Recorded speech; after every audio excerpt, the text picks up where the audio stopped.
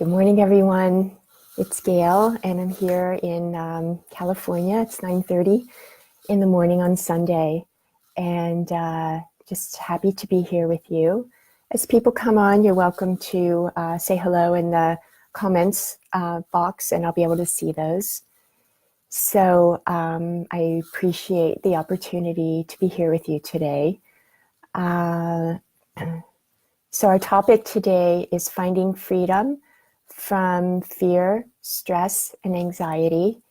And I know people will come on gradually. So as you come on, if you want to say hello in the comments on the side, you're welcome to do that. And just to let me know you're here and say hello to everyone else here.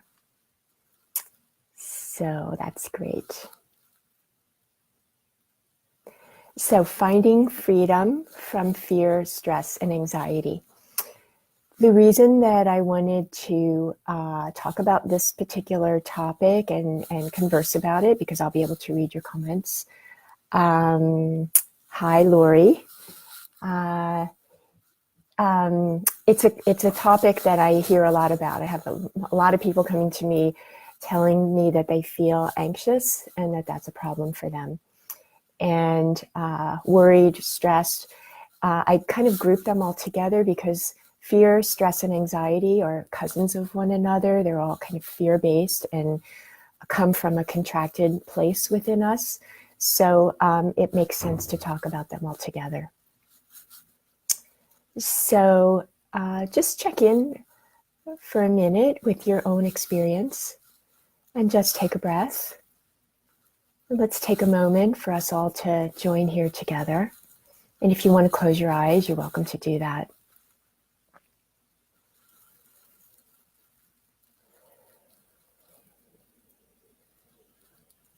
And begin by taking a conscious breath. You don't have to do anything with the breath or, manipulate it in any way, but just take a breath and just feel that and use that as a way to center yourself. That's great. And just a couple of breaths like that. And if you've followed me for a while, I like one hand on the heart and one hand on the belly. And it kind of creates a full circle where you can ground yourself in your present moment experience.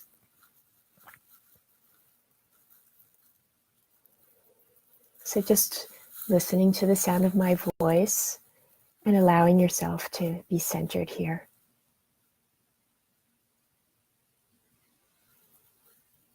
Very good. And just check in right now about your reason for coming to this today, your intention here. If you have any questions, there'll be time for Q&A and you'll be able to ask your questions.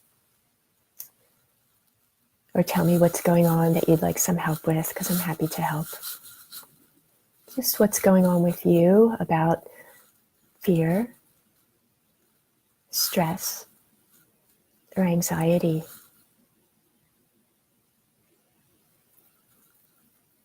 That's great. And now let's do a bit of a body scan. So and we're not going to do this formally, but just check in with your body. And if the thoughts keep pulling your attention up into your mind, just take a breath and come back into your body. And just feel, first of all, the sensations of the breathing as you inhale and exhale.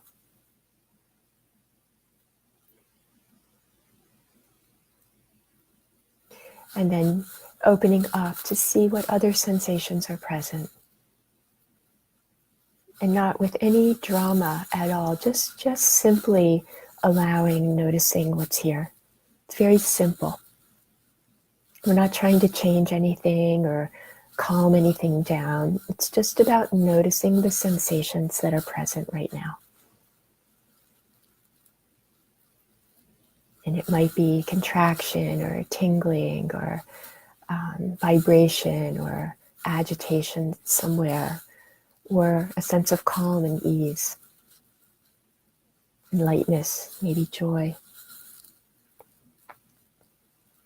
So just noticing what you might be feeling in your body.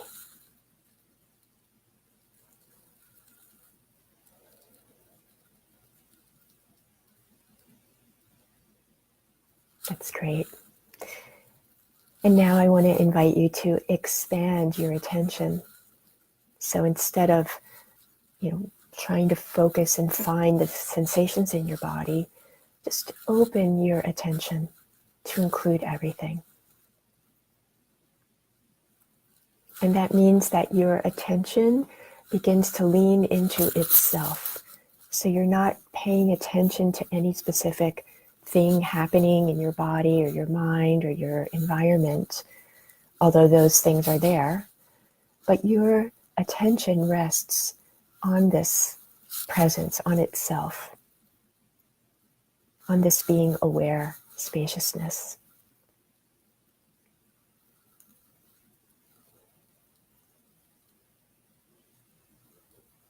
And just notice how that is. And I want to invite you really not to struggle with that. So if you don't really get what I'm talking about, that's fine. Just be here and breathe. And just imagine that there's a space holding everything and all of this.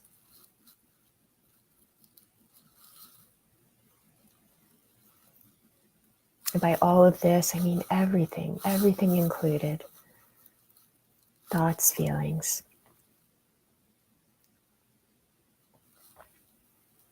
sounds, things you're touching, so the pressure of your legs and seat and back against the chair that you're in, just that sensation. And so everything is included.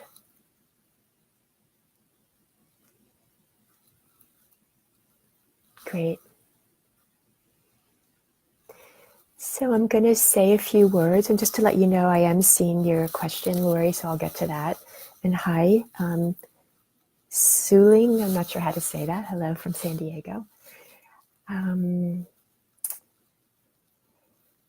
So let's untangle fear, stress, and anxiety.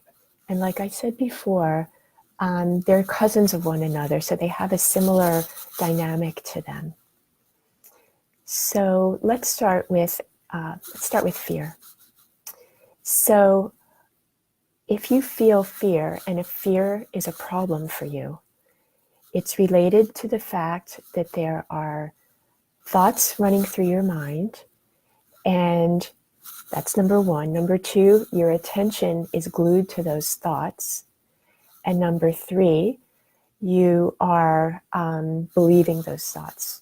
Somehow the story that's running through your mind, you're noticing, your attention is glued to that, and you're thinking that the content of it is true and real and needs to define your reality. So let's use worry as an example. So I'm afraid I'm not going to meet the deadline that I have to meet next week. So there's a fear there, which might be physical sensations in the body, and we'll get to that in a second. And then there's a story running that has to do with the future. So the mind is telling you, maybe I won't meet that deadline, or what if I don't, or what will the consequences be, or how can I rearrange everything to make sure that I meet that deadline. This is all the content of worrying, which actually takes you away from the efficiency of doing the actions to actually meet the deadline. So when our thoughts get going and they get a power and a strength behind them, they pull our attention into them. And when I say the thoughts, I mean the content of the thought, the story, the meaning, the interpretation. And then here we are scared that we're going to miss the deadline. And our attention has gone right into the future, into the mind telling you about the future. And the attention has left the present moment. So we're not here. We're here, but we don't realize that we're here because our attention is taking us away. So Lori says catastrophic thoughts. I need to put my glasses on to read. Trying to never to follow them, but they strike with a vengeance. Okay, so we'll get to that a little bit later. those very strong thoughts. So right now we're talking about the kind of common thoughts that happen, that we get attached to and stuck onto.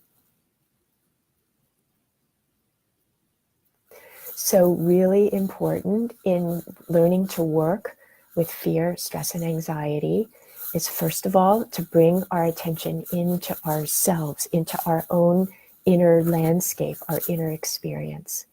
Because the solution to fear, stress, and anxiety is not in the environment. It's not in the events of the world or in other people.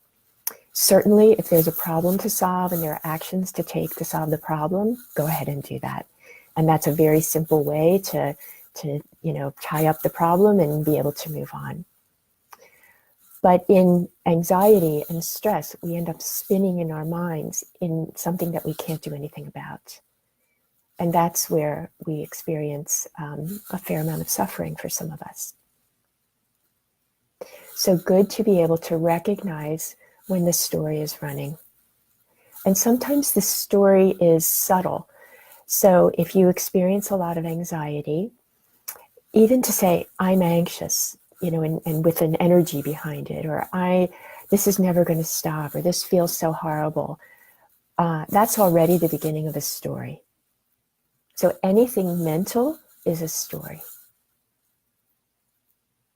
Okay, so if you feel anxious in your body, and then you're saying, oh, this is horrible, I can't stand this anymore, this is never going to go away, all that's going to do is keep that feeling of anxiety solidified in your body. So we want to recognize the thoughts that are running through our minds, and then as much as possible, and for many people this takes some time, is to not pay attention to them. Not to pay attention to the content of the thinking. Lose interest in it. So that means that our attention untangles from that content. And for me, it was like a big turning point when I realized very few of my thoughts really matter, really help me, or really are necessary. So the way that I work with that is the thoughts come. So it's not that they don't come. It's not that you're supposed to get rid of thoughts. No. It's more about untangling from the content of the story and not have that story define who you are. So I'll see the thoughts coming and I just have no interest in them at all. So I take a breath, I realize what's around me, I orient towards something that's here right now. I just kind of rest in the present moment and see what's here that needs to be done. I just don't pay attention to those worries and those thoughts that take me away, because I know that they're not going to take me to a place that's A, helpful, B, pleasant, and I don't want to go there.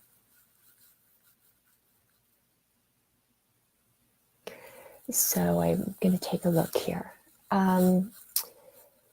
So even a label of anxiety can be the beginning of a story, or fear, or this is so horrible, or oh no, something bad is going to happen.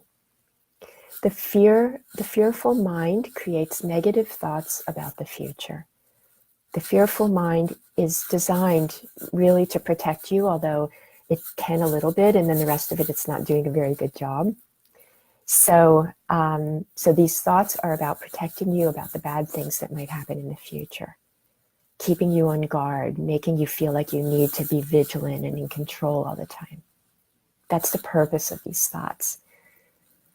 But they don't serve, for the most part, our peace and happiness, and that's why they deserve our attention. Okay. So what else is going on when we feel fear, stress, and anxiety is our nervous system is activated. So we'll feel sensation in the body. As humans and part of the animal world, we're built with what some people now call the lizard brain or the limbic system. And this is a very primitive part of the brain. We all have these structures called the limbic system. And they're designed to alert this organism, and it could be an animal or a human, to some kind of danger or need to protect ourselves out in the world. So let's say you're an animal in, Africa, and you see something like just a flash out on the side of your vision, in your peripheral vision, and that might signal that maybe there's a predator coming. And right away, the limbic system fires up, and you feel that sense of fight or flight. And then all those stress responses, the adrenaline flows through the body, the heart rate rises, the stomach starts to churn, the muscles get tense, ready for fight or flight. And that all gets started by those reactions in the lizard brain, in the limbic system.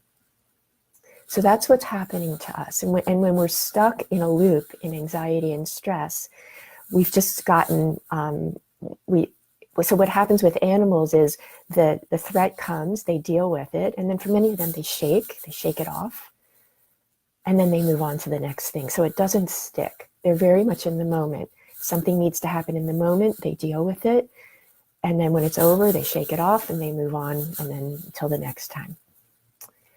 But in humans, we have the limbic system, and then we have that adrenaline going through the nervous system in the rest of the body. And we also have higher levels of thinking in the brain, which enable us to start ruminating about what's going on. So problem solving, yes, if that problem can be solved and we use our intellect to do that, that's wonderful. But when we get stuck in the loop of thinking and ruminating and what if and should I and this isn't okay and what if this happens and what if that happens and I'm not okay with this, and that kind of ruminating thinking, that's where we get into trouble.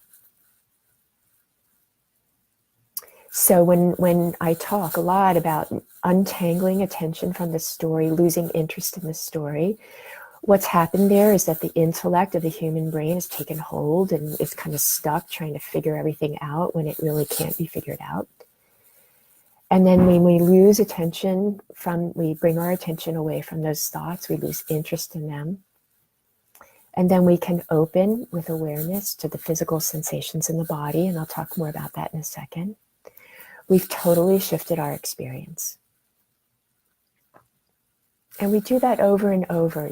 People will say, well, I've done that and now these thoughts keep coming back. They do. That's what they do. Until this kind of muscle of being aware gets stronger. And eventually there's more ease with it, and you get more comfortable letting all of that go so that you can stay present. That can happen.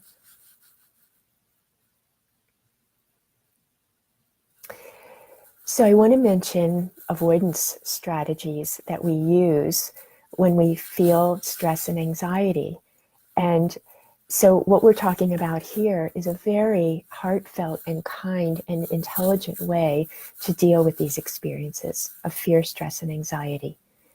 They're functional. They're like, how can I return to the peace of my true nature? How can I know this expansiveness of the present moment and not be so caught up in these stressful and painful experiences?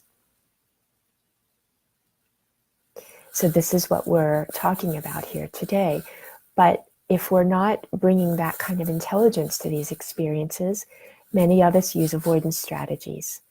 We use substances, we overeat, I don't know, you can think about your version of how you might try to medicate these experiences, because they're uncomfortable. It's true that it's uncomfortable to feel a lot of stress in the body. So when we feel that stress, we can allow the attention to just rest in our awareness and feel the sensations instead. But think about the avoidance strategies that you use, because when you feel stressed and you want to pick up a bag of cookies or whatever, better to just feel the urge to want to avoid and instead bring your attention lovingly and kindly into your own experience, not with self-judgment, but with kindness. So let's go on and talk a little bit about the physical sensations in the body. Before I do that, I want to give you another example. And I've written about this, but one time a few years ago, I was standing outside of a yoga studio waiting to go into a workshop. And I was just chatting with a woman that I met there. And she was so anxious. She was just nonstop asking questions like, how long do you think it'll last? What do you think the teacher will be like? How many people do you think will be there? What do you think we'll do? Do you think it will be hard? And she went really nonstop questions. And I just, in that moment, felt so much compassion for her, because what she was experiencing was fear inside, a fear of the unknown. And her strategy was very mental, to ask a lot of questions to get information. And this was information that was unknown. I didn't know the answers to these questions. So fear does not want us to be comfortable with the unknown. Fear isn't comfortable with the unknown. It wants us to try to get answers to things that can't be answered. So ultimately, to give up our attachment to these fearful and anxious thoughts, we're being asked to trust life, to trust the unfolding of life. And many of us have learned not to trust life. If you look back into your past experiences, maybe you've gotten messages that the world isn't safe, or that you need to be on guard in order to have some sense of safety in your world. And you may have learned that very young, that the world is not a safe place, and the people around you are not safe people. But that's old news.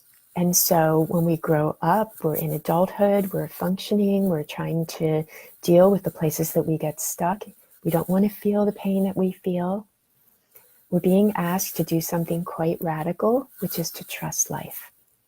Trust the moment. Trust the appearance of the moment, the unfolding of the moment, what the moment is asking of you.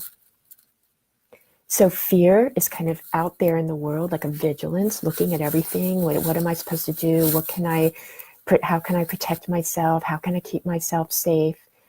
And if we don't attach to the content of those thoughts, we're coming back into ourselves. We're grounded in the present moment. We open to the spaciousness of what's here. And we're in a receptive mode, not knowing what's going to be asked of us, but allowing the intelligence and the truth of the present moment to show itself. Presence and this like natural intelligence speaks softly, usually.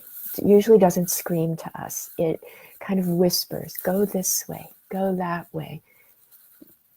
Do this errand, not that errand. Make this call, not that call. If you really listen, you have complete guidance as to what to do. But it doesn't come from the mind, and it definitely doesn't come from the fear-based mind. So when we let go of our attachment to fear, we're being asked to trust life. And it might sound like a big leap for some of you. And in that sense, I invite you to experiment, just to do nothing and wait till you're moved. Just listen. And when you listen, have the courage to act on what's being given to you.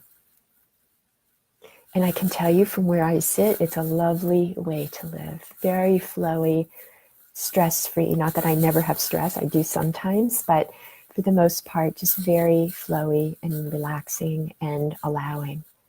And then you're just constantly surprised at the wonder of what life brings you. It's not a fear-based life. It's a relaxing life. So, and it's beyond the fear-based mind. So it's beyond any kind of thoughts that your mind is telling you. It's the allowing of what's happening right now and letting that truth show itself through you. So you become a servant of that truth, and ultimately a servant of love. Because this ultimate truth that I'm talking about here is the place. It's not a place where everything dissolves into itself. So it's the place of the formless, where there aren't any sense of separation or any objects. And in that sense, It's love-based because it includes everything without any resistance and any struggle. So you're serving love and you're serving peace when you allow yourself to trust life.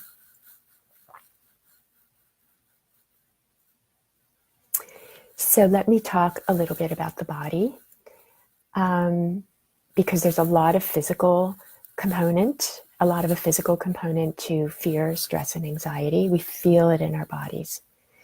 And that's actually a gateway into this peace when we turn our attention into the body. We take a breath, we open up to physical sensations. And then it's like you are this field of awareness allowing these physical sensations to be. So you don't get involved with them, and you definitely don't get involved with the story that wants to be told about them. So there's just an in-the-moment experience of being this welcoming presence and allowing whatever wants to come without being disturbed by it or touched by it. A sensation is only a sensation. And even if it's painful, and I know that pain can grab, I get that, but even pain is it's just sensation. And so as much as you can, rest as this welcoming presence and feel if there's tightness in the chest, it's there. Just allowing that to be there. Not going into it or trying to solve it or talking to yourself about how uncomfortable it is. But just keep staying, allowing, and going beyond that sensation into this spaciousness. That makes for a way more relaxing moment than the moment when you're in the story.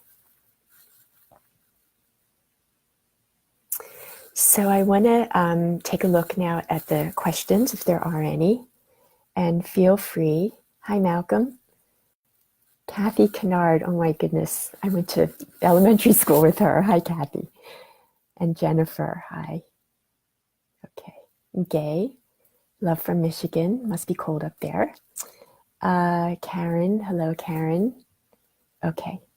So Lori says there are catastrophic thoughts, trying never to follow them, but they strike with a vengeance. So Lori, I want to ask you, if you're still there, if you can tell me anything about what I've talked about so far that might be possible to help you. So what happens when you try to not follow the thoughts and that doesn't seem possible for you? What happens for you? Hi, Tom.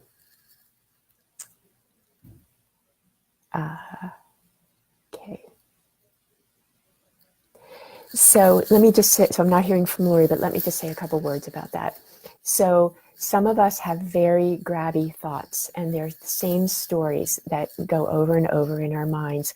So Lori used the word catastrophic thoughts. That's a big word, like, oh my God, something horrible is happening or has happened or might happen. So when we're talking about these stories that really won't let go, what that means is that there's some kind of feeling underneath them that's driving that stickiness or that grabbiness.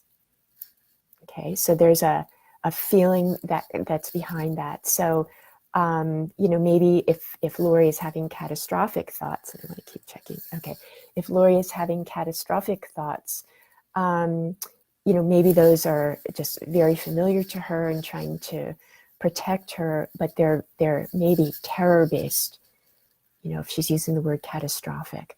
So then that's an invitation to open to those feelings that are there and not to, as much as possible, not to follow the thought, but to open to what's here in the body, to move the attention away from the body. So the idea here is to do anything possible not to keep repeating the story in your mind. So for some people, sometimes the feeling is too strong to just pay attention to. Sometimes even to take a breath is hard for people, depending on your past experience. And, I'll use the word trauma here. We're talking about, people who have had maybe early traumatic experiences, that even to go into these feelings is too much. And I do want to say maybe you need professional help with that, because there are a lot of people who are trained to help go into those hard places if it's hard to do that on your own. But when you're on your own and you feel like overwhelmed by the feelings that you're experiencing, it's good to do other things besides go into those physical sensations. So don't force yourself to be present with these feelings if it feels too hard and too overwhelming and it's making things worse for you. So what to do instead is to ground yourself in the present moment. And what I like to do is just look around and see, I see a tree, I see a basket, I see a roof, there's sky, I feel myself in the chair, I'm touching the desk. And just to be present, use your senses, and we have 5 of them. So use your senses to ground yourself in the present moment. If you have overwhelming feelings, that's a good thing to do. And I also love people to really pay attention to self-care. And what I want you to notice is that the theme of everything that I'm saying is about being so incredibly kind to yourself and to your experience. So when you go into thoughts and you're feeling all those, the feelings behind the thoughts, and you're thinking the thoughts that are catastrophic or stressful, if you really get how that feels, it feels pretty harsh and pretty uncomfortable. So when we untangle our attention from the content of our thinking, it's a kindness toward ourselves to do that. When we take a breath and we open up to what's here in our environment right now, we're being very kind to ourselves. When we recognize that there's something here beyond these thoughts, beyond the feelings, beyond our histories, beyond any memories, it's incredibly kind just to be present and open and available to what is. It's very relaxing. And if you find it not relaxing, what that means is you're being triggered by something that you're noticing. So notice that trigger. So if you're kind of in a relaxing space, a welcoming space, and then a thought comes like, oh, I forgot that I did that, and then you feel stressed about it. You've just gotten caught in the story, so you take a breath and you come back. And if you notice a feeling that's been triggered, or some sensation in the body that feels uncomfortable, it's fine. That's what happens. This is the ebb and flow of experience. And you just take a breath and open up again into what's here in the present moment. So this is a great kindness to yourself, to be able to work with, in this kind and intelligent way, your experiences of fear, stress, and anxiety. So I'm a big fan of self-care. And let me see what Lori says. I found your words, trust in the flow of life, profound. Thanks, Lori. Okay, trust in the flow of life. That's the alternative to a mind-based, fear-based way of being in the world. So, oh my goodness, is what's going to happen next? And, what if the person who was supposed to show up doesn't show up? And what if I don't get that phone call? And what if is a big signal that there's fear going on.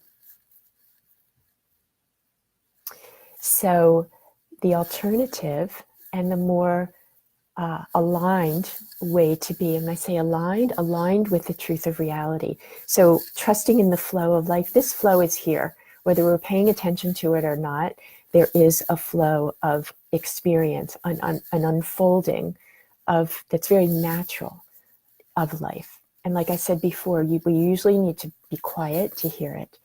And when I say usually, some of us get hit over the head. So if you get like a difficult medical diagnosis, or something big and unexpected happens in your life, or usually hard times are our teachers. And if we're not listening, and I don't want to say this is cause and effect because I don't want to be all woo-woo about it, but when difficult circumstances happen in our lives, it's an invitation to look deeper at what our experience is and what our triggering is. These end up being opportunities, although they can be very difficult on the face of it. So trusting life is the alternative to a fear-based way of thinking. So I want to invite you just for a moment here to contemplate that. Contemplate trusting life. But just recognize something brought you here to this meeting today. And you took the actions to make that happen. And there's something very natural about things happening. So you don't have to think about it so much. You don't have to decide and plan and make sure and control things. It's really the opposite of control, where we allow. Trusting life. So I want to say something about kind of general self-care, really caring for ourselves, being kind to ourselves. And so one way to think about that is just about the actions that you take every day. First of all, if you tend to have a lot of anxiety running through you in your nervous system, I really want to recommend that you watch your caffeine intake. I'm a big fan of a coffee in the morning, just like most people are. But just recognize caffeine actually has quite a long half-life in the body, which is I don't want to go into details of that, but anyway, it's the time that it stays in the body until it moves through, and then it's not affecting the body any longer. We're talking hours through the day, whether you actually feel it or not consciously. So be aware of your caffeine intake. It helps to exercise regularly, and not in a stressful way, but to get the body moving. Be out in nature. Do things you enjoy. Take time for yourself, whether it's reading, sitting in the bathtub with candles, eating a lovely meal. Really take the time to relax. We have a very busy lifestyle, most of us, and we tend to go from thing to thing, but take the time to carve out moments and even way more than moments to sit and look out at nature and take a walk and have a quiet conversation with somebody you feel comfortable with. These are really wonderful ways of taking care of yourself, and they promote relaxation in the nervous system. So just to be aware of that, and that takes intention and time to make sure those things happen.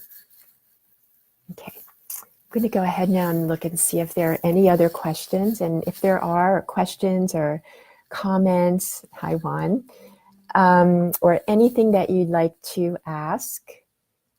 Let's see, just want to make sure I'm covering everyone here. Thanks. Okay, so I want to ask you, where do you get stuck around fear, stress? And with stress, I want to use the word overwhelm, because that's a lot of how people experience a stressful way of being. And if we're overwhelmed, we're definitely in our thoughts. We're attached to the content of our thoughts. We're thinking about all the things that need to be done. And if we're thinking about things that need to be done, we're out of the present moment. Our attention is out of the present moment, and we're in the future. And the mind is just trying to keep us on guard to make sure we do everything that we need to do. But it's not functional. Much better to make a to-do list and then not have to worry about all those things. So a stressful way of thinking about things is about looking into the future, about what needs to be done, and fear about things that aren't being done. So in the truth of it, we're here in the present moment doing one thing at a time. Even if we're multitasking, we're actually only doing one thing at a time, if you really untangle that. So take a breath and see what's right in front of you and do the next thing. And do it from a relaxed space. It doesn't have to come from a stressful space.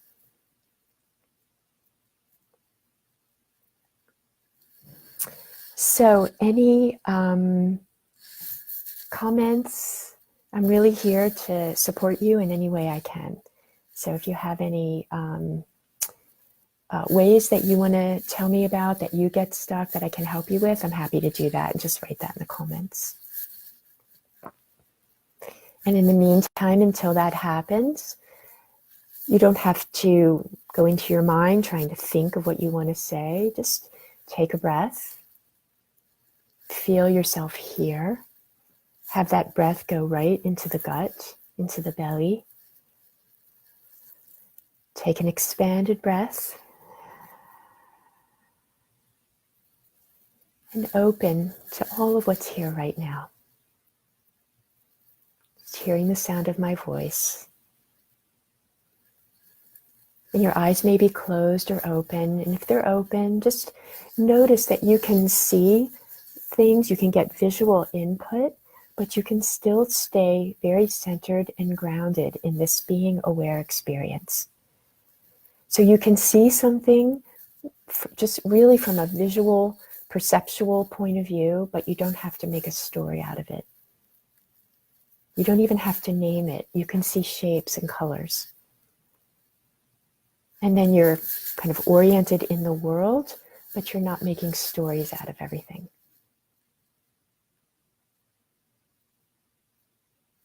So just notice how that's possible.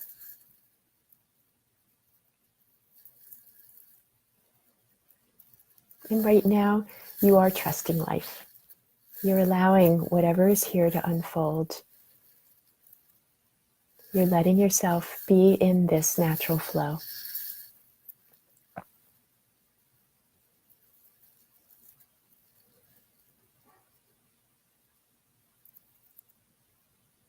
Really good.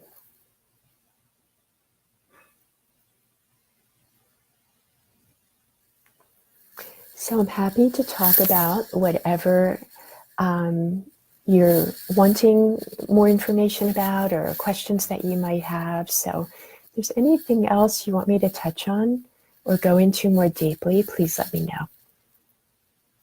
I'm happy to do that. So I want you to have information like how the brain works and the nervous system, and understanding all of that can be really helpful to people. And then at some point we want to let all the information go. We don't need to understand it anymore, and we just allow ourselves to be here. Getting into a healing space. Beautiful. So notice how that's possible. We come together in this community that's here right now. We're all here with the same intention, to find freedom from fear, stress, and anxiety. And it becomes a relaxing space. So we're here holding that intention,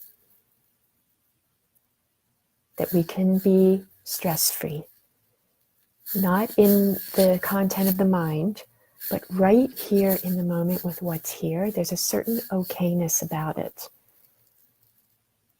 There's only an urge to, or a need to do something else if you pay attention to the mind. But right here, there's an allowing. And for someone who just wrote in, it feels healing. And it is a healing. It's a relaxing. We stress ourselves out by following the mind and following the thoughts in the mind. And to not follow the thoughts in the mind, we have to be able to recognize those thoughts, because some of them are quite subtle, and we're so used to following them, we just don't know what it's like to not follow them. So everything I'm talking about here today, it's not like an immediate fix or, all of a sudden you're not anxious anymore. It's really about what's happening right now in this moment and how you work with this moment.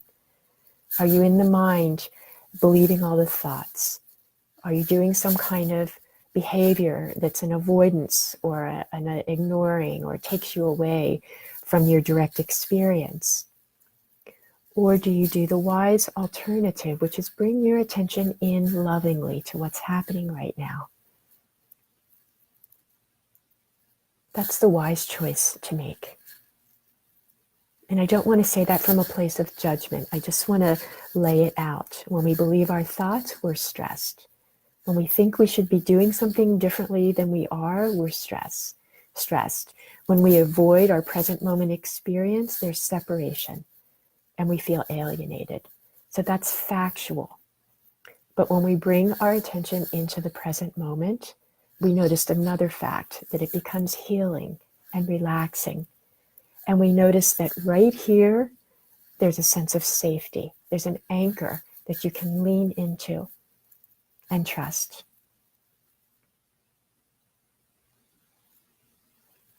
So it's not about right and wrong. It's an intelligence about letting peace and happiness guide you. And when you're in a stress mode or fear mode, you're not peaceful and happy. But when you untangle from thoughts and you take a breath and you open to what's here and you recognize this kind of palpable life experience or life force, this aliveness that's right here, that animates us. If we notice that, then we notice that our whole experience of the moment shifts because we're aligned with the truth of the present moment. Sometimes people, there's more questions. Let me take a look here. Hi, Kent.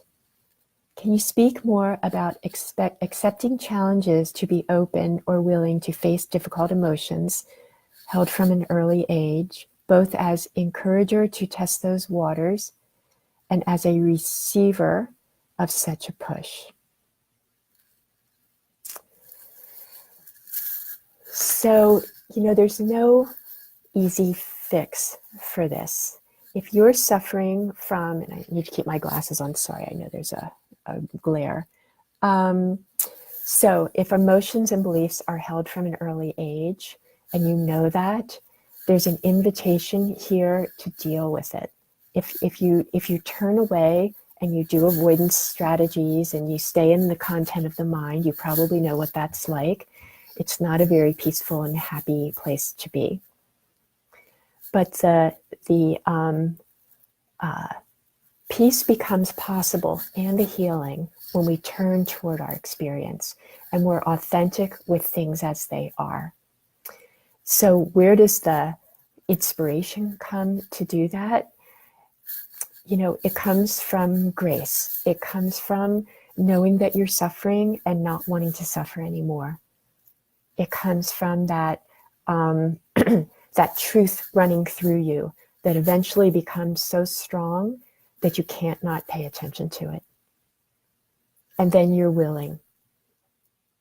And you're willing to face anything, to welcome anything, to let it all come. Because when it comes into the light of consciousness, when these feelings and beliefs from the past, when there's finally like enough sense of a safety to welcome them in, they get illuminated by consciousness.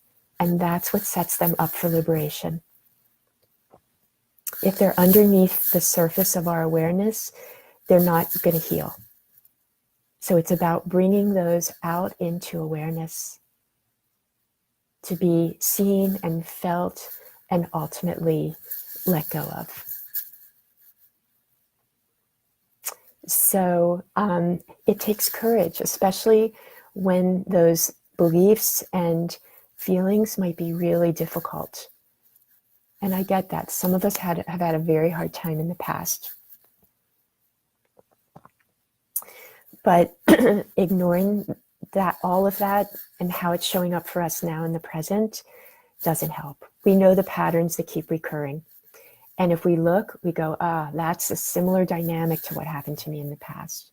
When I work with people individually, that I'm constantly doing that. I'm pointing out how whatever is happening now that's causing trouble is a very similar dynamic to what happened early on in life. So when we get into these patterns in our adult life, I'm just going to take a sip here of coffee. When we notice these patterns, that's a gift because we get to untangle them. We get to feel the feelings and we get to know that there's another way of being. And as the receiver, Kent, of these difficult thoughts and feelings, that's who you are naturally, being in that receiving mode means that you are the welcoming space that allows these thoughts and feelings to come. These thoughts and feelings were never who you are. And whatever they've led you to be, that's a false sense of who you are. It's not who you truly are. So when you settle in, resting in this welcoming space, this receiving space, when you settle in here, that's the truth of who you are. And then what's been seen as true but is not actually true gets to come for liberation. That's the way it works.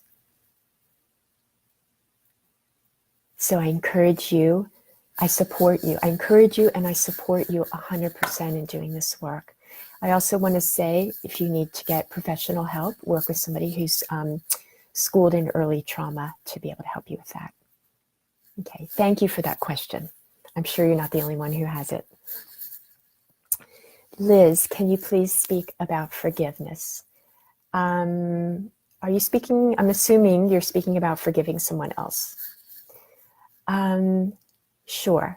Forgiveness is, forgiveness is, before we talk about forgiveness, let's talk about being stuck, which means holding a grudge or holding a story about how we were a victim of somebody else's behavior. If there's something to forgive, that you feel like there's something to forgive, there might be a sense that you're holding on to some kind of victim story about yourself. So really good to see that story and what else might be involved in that story. What the whole story, like they shouldn't have done that. So that's a certain resistance to reality. The fact is it happened. So if they shouldn't have done that, I deserve better. This shouldn't have happened. I have to deal with this now because of what somebody else did. These are the stories of the victim mode. And staying in that victim story is not going to support forgiveness, because ultimately forgiveness is a letting go of the story. It's not a stamp of approval by any means for any behavior that someone's done that has been hurtful or painful. It doesn't mean you approve of that behavior or you let them off the hook, but you let yourself off the hook for the story that you're holding. You decide, and I actually just recently worked with someone around this, on forgiveness around something around a father for stuff that happened 40 years ago. And the father's dead at this point. So the only form of suffering from holding on to this story is in this woman that I was working with. She's suffering. And it's not doing anybody any good at all. It has no effect on what was actually done in the past. And the movement toward this letting go of forgiveness is a statement about our own peace and happiness. So I have my own forgiveness story that happened. Liz says yes. Oh, yes, it's forgiveness of someone else. Okay. Years ago, I had my own victim story about what happened to me when I was young. And I just got this like insight that came clear as day. It's hurting me to hold on to this story way more than anybody else. It wasn't hurting my parents, although it was hurting my relationship with them at the time. But it wasn't actually, it was hurting me more than anybody else. And I saw so clearly that I just wanted to be peaceful. I just really wanted this to feel good in my life and to not be ruminating on this story that was bringing me unhappiness. And in that, there was a bit of an awakening in that moment, because in that moment, it just disappeared. The whole thing disappeared and fell apart because I saw it so clearly that it wasn't what I wanted. So it may not happen that dramatically for you, but to contemplate that if you're stuck in not forgiving, then there's probably a victim story going on. And forgiveness is not about the other person at all. It's a movement of authenticity back into yourself. It's a way to untangle separation. When we're stuck in a grudge, we feel very separate from other people, very separate from the world in a certain way. And I'm also not saying you should, there's no should about this. We should forgive. That comes when it comes. It's about the intention that you bring to this experience. But if you're asking the question, what about forgiveness? What I'm hearing between the lines is a desire to let go, a desire to feel better. And to feel better means letting go of the story. And then as you let go of the story, that might reveal feelings. And there might be grieving and pain and fear and maybe anger. These feelings need room for expression in a safe and healthy way. So letting go of the story often keeps us distracted from the feelings. So when you go into the feelings and you really open to them and the full expression, when I say that, I mean, what's under that? So you start feeling like, angry and bitter. Okay, what's under that? What's under that? And often there's some sense of sadness and grieving that comes. So touching into that allows the full expression of what's been held down to be allowed and opened to. So that's the process of that can be helpful in forgiveness. I want to say that when we open to everything, like when we know ourselves, who we really are, when we're not our stories, we're not our thoughts, we're not the identities who we think we are, it's the end of the unconscious. It's when we really lean into that knowing that we are not any of those stories or identities or anything that separates us from life. We are life. We are this spaciousness, this welcoming presence, this loving presence. And when we really rest here, there's no resistance to anything. So all of these feelings come for liberation. They come to be seen. They come out of the shadows of our body and the shadows of our unconscious experience. And they're seen here for liberation. So we get to feel the feelings. And it's very body-based. If there's early trauma or even later on trauma, and there's been some resistance there, and then we stop the resistance and we allow the feelings to come, there could be a lot of feelings coming. And it needs to be done carefully. And, there's an art to it. It's not like, you get slammed with all these difficult feelings at one time. We want to do it intelligently so you're not overrun. But little by little, allowing those feelings to come. And then we're with compassion for ourselves, and that creates compassion for others. I can tell you that anybody who's doing some kind of